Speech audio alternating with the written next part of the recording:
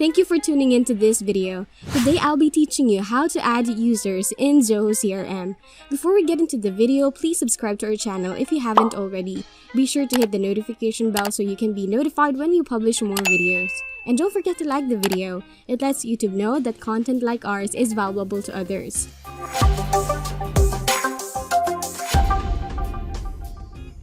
In the free edition, you can add up to 3 users. In the other editions, the number of users that you can add is based on the user licenses purchased. To add users, log into your Zoho CRM with administrator privileges. Users with managed users permission in their profile can also add users.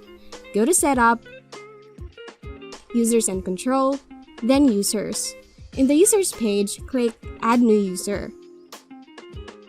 In the Add New User page, you can assign CRM users to individuals, group, or to everyone. Here, you choose the user, select the role, and profile, then click Assign. The system sends an invitation to the user's email address. Only when the user accepts the invitation will the status of the user change to confirmed. That's it for this video. Thank you so much for watching.